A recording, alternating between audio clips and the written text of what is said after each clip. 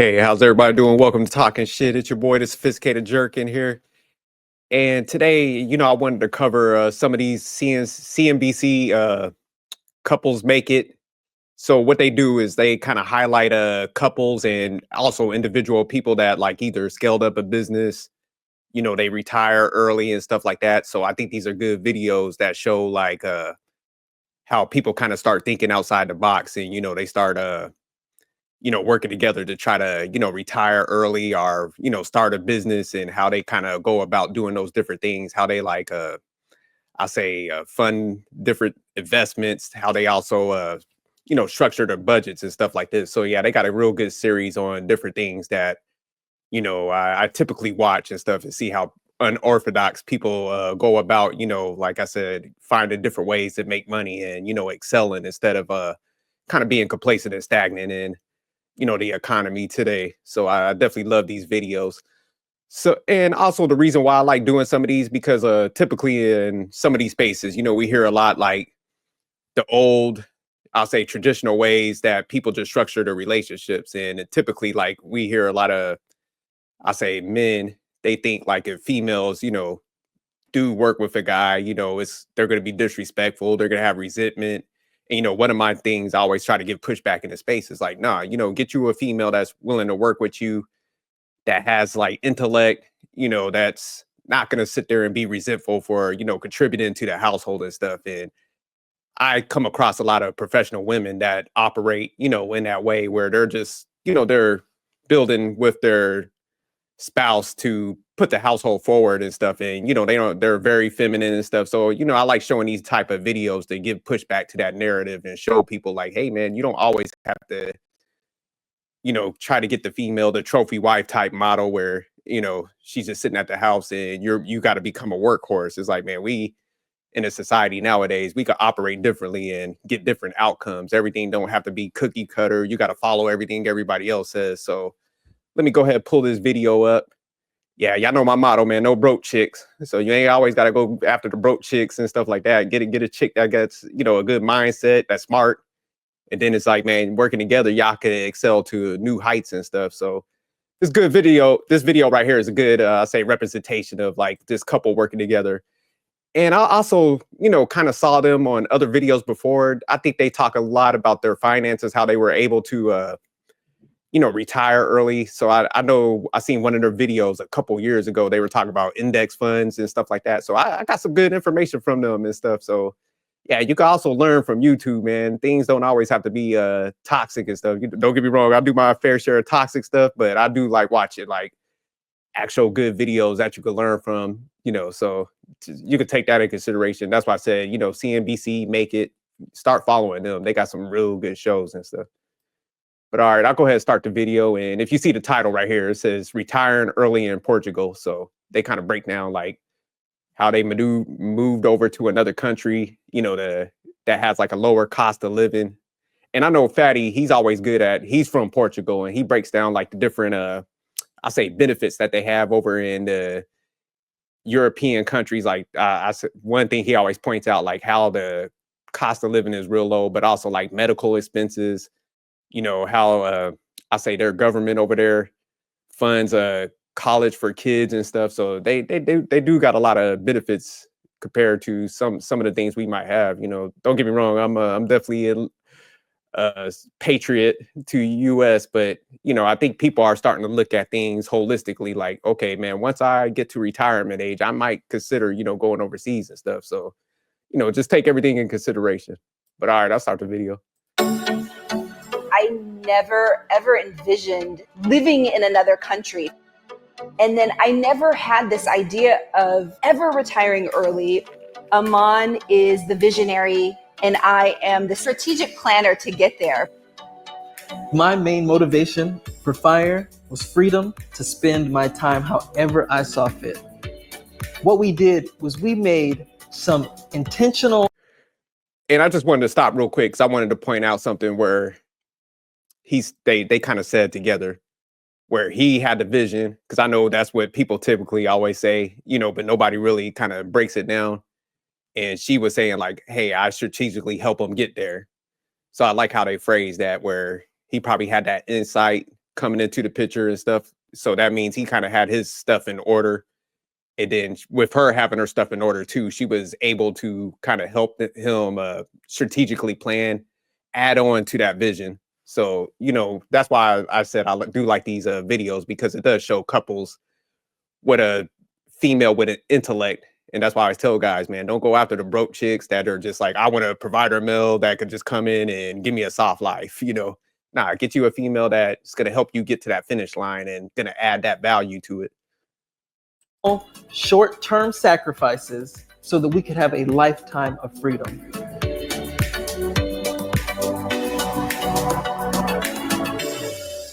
Recording. You gotta clap.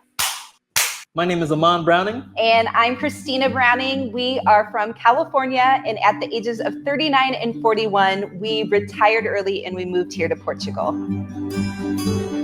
Damn, so 39, man. They retired 39 and 41 from California and retiring early. Just like I said, working together.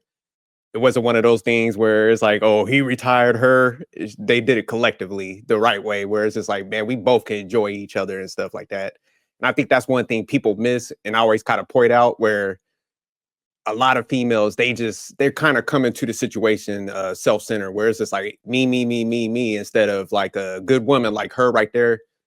You'll hear it a lot with like some professional women that, like I said, look at the house holistically. It's like, nah, I want to retire with my significant other because we could enjoy each other's time, instead of me just like, putting everything on that person, overburdening them and stuff. So I like how they, like I said, retired both at the same time.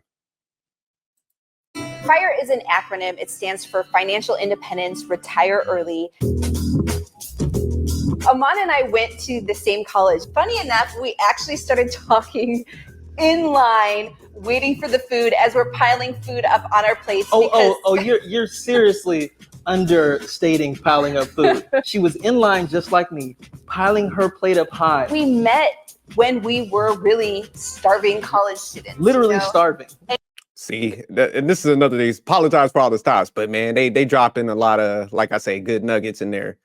So a lot of times people go to college just to party and stuff, and you can multitask, kill two birds with one stone. So I think sometimes people think, man, I just always gotta study and focus, and I can't have no fun. I can't talk to nobody and stuff like that. And it's just like, nah, you could find a good relationship with somebody and still, hit the books and stuff, especially if you find somebody that understands the benefits of studying.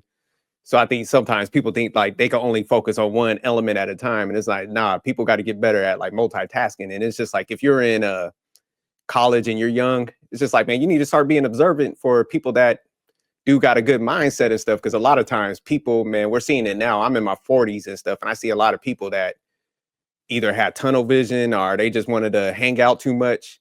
And then now they're like scrambling, trying to find good people and stuff that they could try to somewhat build with. And, once people start hitting the older age and they'd already done built their empire and stuff, their mind kind of goes to like, hey, is this person here for the right reason? Because I'm already built up. I got stuff to lose.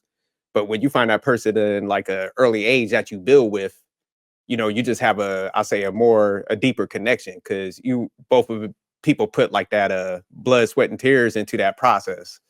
So yeah, just get somebody early if you can. And we were shameless. That set the tone for our relationship. You thought of the idea like, I want to retire before I'm 40, right? And you brought it to me, and it was like, okay, let's figure out how we can do this. Yes. I know that I wouldn't be in this situation if it wasn't for my background. I grew up poor. In fact, at one time, my family was even homeless. We were on food stamps. My father would always say to us, we're in this situation now, but every generation is supposed to get better. I was raised by a single mom. We didn't have a lot of money growing up, and we just never really talked about money. But I do recall that my mom was really good at saving. It's very different than how we are with our girls right now. We have a 12 and 14-year-old. See, that's another important thing. So both of them came from like, typically, if you would just hear them talking, I hear a lot of people like that when they hear people talking proper, they automatically just assume like you came from like a great background and, you grew up in the suburbs and stuff, but nah, both of them had, like I say, pretty bad situations coming up, but they didn't let that stop them. The dad in this situation told his sons, like, hey, everybody, he kind of embedded that seed into him, even though it might have not have been financial or something like that, but he gave him that mindset of like, hey, it's not just about you. Every generation is supposed to put the other generation in a better situation. So that kind of stuck out with him. And then also, like, the female, she came from a single mother background, and typically you hear people like, it's almost like if you come from a single parent background, you just you lost for the cause and stuff. Like, you can't like ever come out of that. So they both still rose out of that situation. And then even when she was saying she didn't really know about finances, she had the mindset to still be receptive to what he was telling her about finances, because he was like, hey, I was the one that kind of had the background in it when he started, I guess, went out there to get the knowledge on it, because he didn't grow up, from a financial situation where his parents were financial like that. So he went and got the knowledge and the wisdom from other people, and then came and brought it to her, and she was receptive to receive that financial stuff. Because a lot of times people do, like I said, they block out any knowledge and stuff people are trying to pass on to them and stuff, because they're hard. Sometimes we're hard headed and we're stubborn and stuff. So that's a big thing for her, to be able to be receptive to his like vision and the information he's trying to give to her. So that's rare nowadays. A lot of people just stuck in their ways. And we are constantly talking about money with them. The most important thing that you can do to build generational wealth is to educate the next generation. So before we quit our jobs, Christina and I worked for the federal government. Christina was an attorney and she was making about $70,000 a year. And I was an urban planner for the federal government and I was making about $98,000 a year.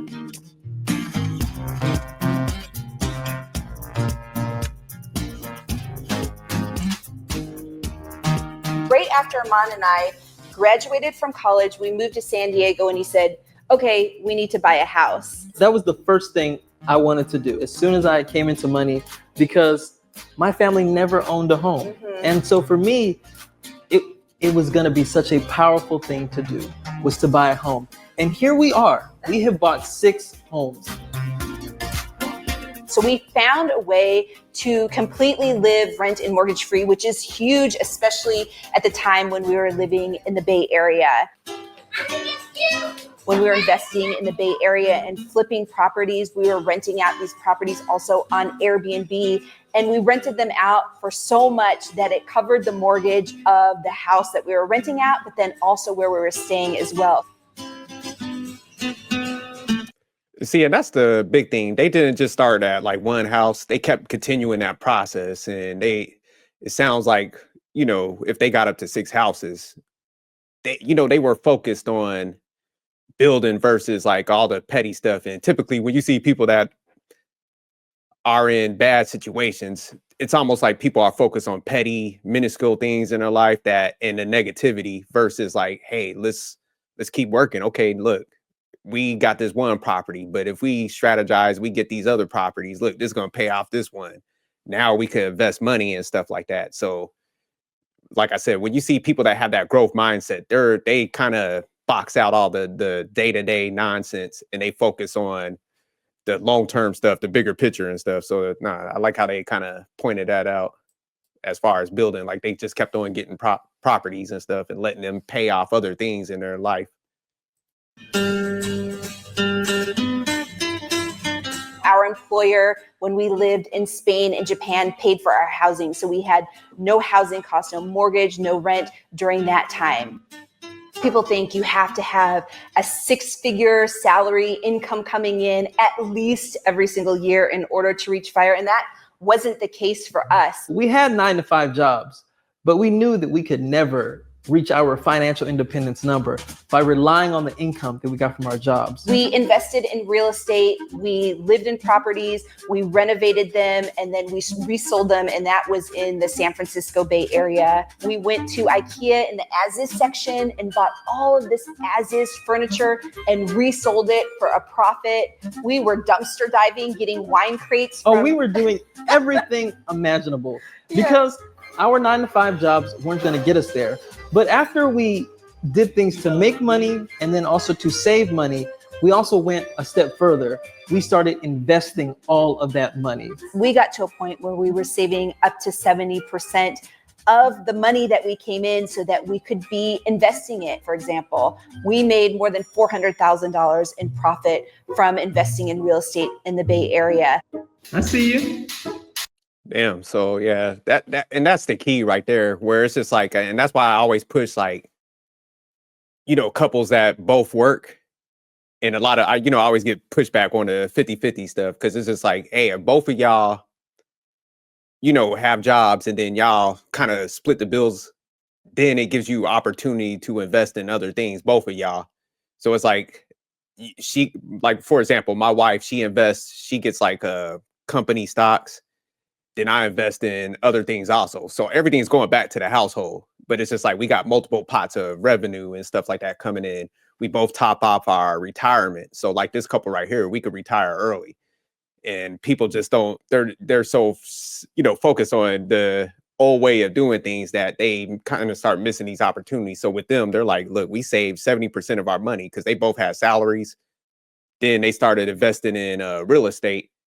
Then even with that investment that was bringing in a good amount of money, they're turning around, then they're reinvesting that money also into, like I said, I think they did the index funds and stuff like that. So now their money is, the money that they're making is making even more money. And that's the key to, like, wealth. If you start looking at the numbers with the wealthy people, their money makes money. And so that's where they're at right now, where since they made those initial investments and sacrifices up front, it's starting to pay off for them. So now that they're at the point they can retire early together, instead of just one person retired, chilling at the house and watching movies and stuff, it's like they can do it together and enjoy time with their family. So now I like how they, like I said, pointed that out also.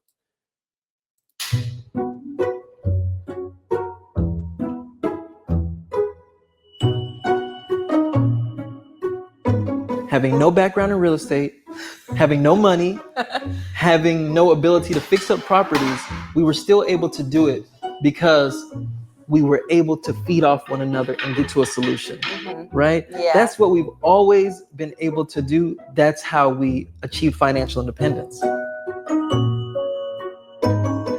I've been able to evolve and I've been able to grow. I think Aman really helped bring that to me and give me that vision of what we could potentially be. I really pride myself on being there for my family. I think that that's the most important thing that I do. And together we just strive for it, and we were able to succeed. I love telling the story of our last day of work. Because Christine and I both worked actually for the same agency, we had to strategically do this. Going into the office and telling people officially, it felt really powerful, because it's like, okay, we're doing this. We're actually doing this. I really loved the people that I worked with. I mean, I wasn't quitting the people, I was quitting the job. That was such an exciting day for us, but it was also a sad day, right? Yeah, it was a shock for a lot of people, but for those that were close to us, that worked with us, they knew exactly what was happening, and we were walking them through so that they could really join this fire. Shout out to them for being good people, because the day I'm retired, I'm kicking over people's trash cans. I'm going to be belligerent up in there. So I ain't leaving with no class. So now I wanted to point that out. Shout out to them for leaving with class and stuff, and actually being sentimental about it, humane, because I'm not doing it. I'm leaving in a toxic fashion. Damn that. Journey and be on the same path that we were on as well. Oh, one last thing I wanted to point out, and I like what they said earlier throughout the video when they were mentioning their salaries. These weren't 6-digit people that got to this point. Like I said, it's just they didn't let lifestyle creep. They didn't try to keep up with the Joneses, and they were so focused on building with each other and creating other opportunities that they kind of just lived that simplistic life. But, I know he mentioned that they both worked for agencies, the government. And one of the good things I'll say about the government is, like, they offer pensions they also offer a 401k plan. So, a lot of jobs nowadays just offer the 401k plan. So even though that they retired and they have the investments, they still probably bringing in money from their pensions and their 401k plans that they had.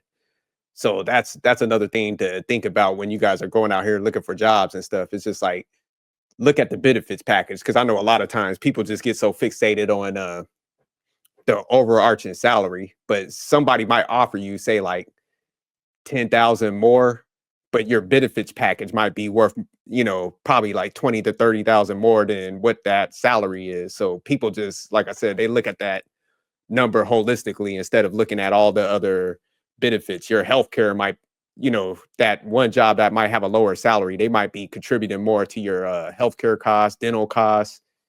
They might have a better matching on your retirement. So I see a lot of times I'd be looking at stuff for people and they're just like, oh, I'm going with the higher salary. I'm like, man, look at these benefit features that they giving you. Loan repayments for your school and stuff. So people just sometimes don't care. They're like, I'm going to go after this extra amount of money, but lose out on all those other things that you start kind of realizing how important it is when you start getting, I say, later 30s and 40s. You're like, oh man, I got to focus on these on retirement and stuff. But let me get back to the video. We also just bought an investment property in Portugal as well. So we still have our money sort of floating in between the stock market and real estate. And for me, I love that we're able to do that because it really diversifies our portfolio. Right now, we're only holding 2 properties, both in Portugal. One is our primary residence and this investment property. But over the life of our journey, we have bought and sold 6 properties.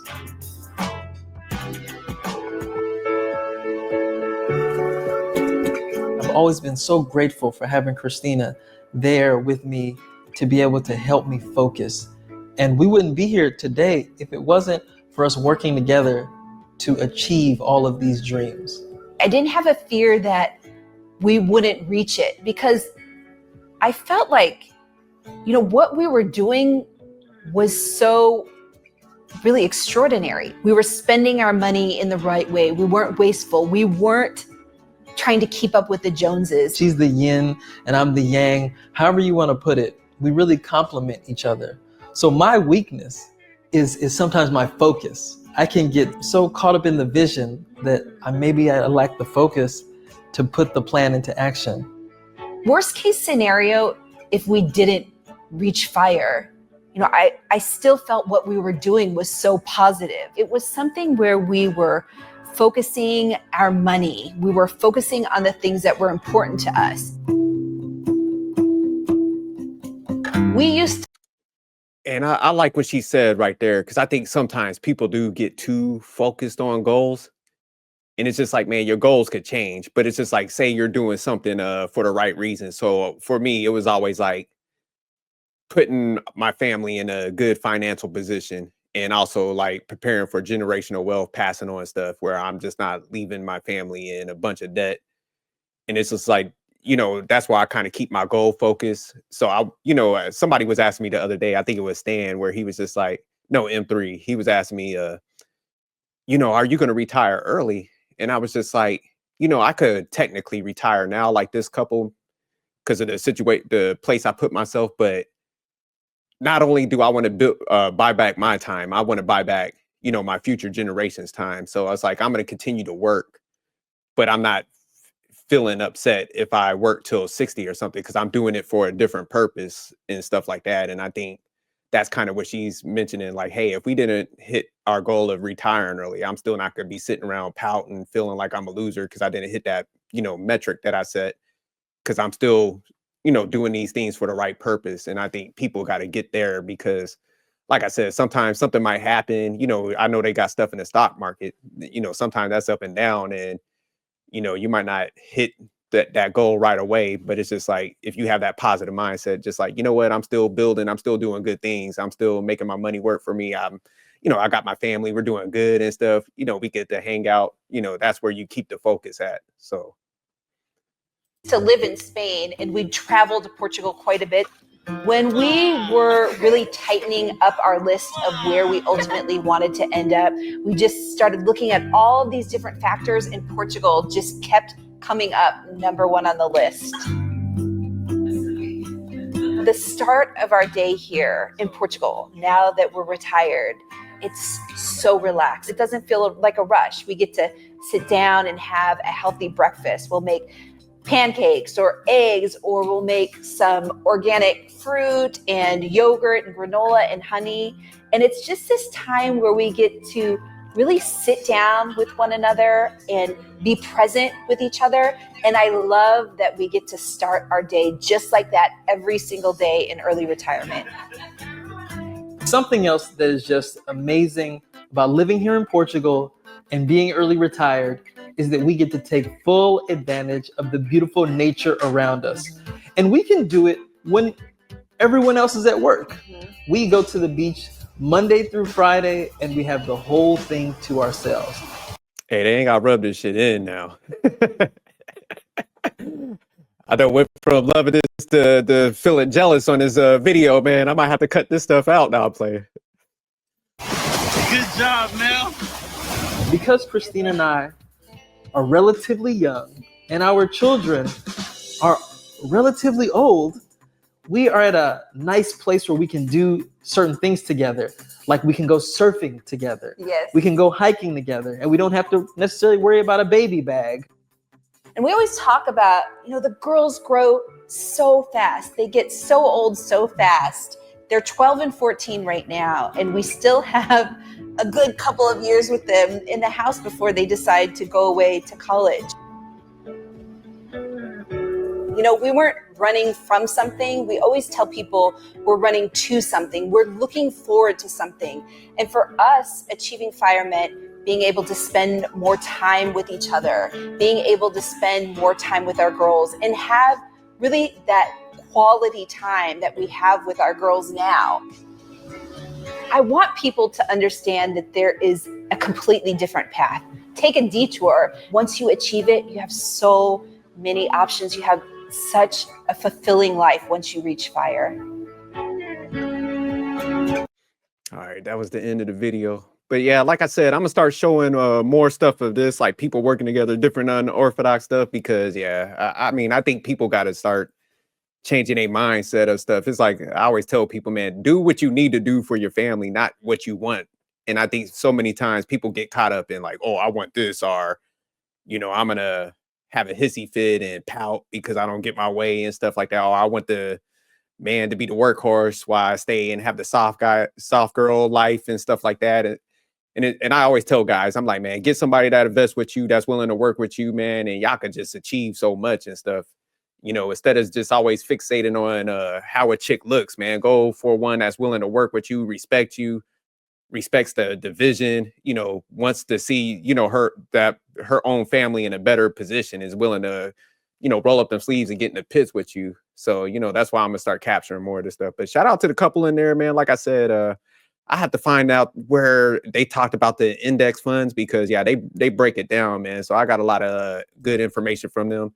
And that's one thing about YouTube. I know, like, I watch it for entertainment and stuff like that, but I also like learning from people. So I know, like, Aaron O, he talks about like the market and stuff. Anton Daniels, he got the Millionaire Morning Show. So there's people that's like giving out good information. So it's just like, man, you still could watch entertainment stuff, but also, try to squeeze in some of the financial stuff, man. Cause like this stuff could definitely help you out. I'd be taking all these nuggets and applying this stuff to my life. And it's put me in a good space. It's put my family in a good space also. So, all right, y'all, but I'm out of here, man. Peace.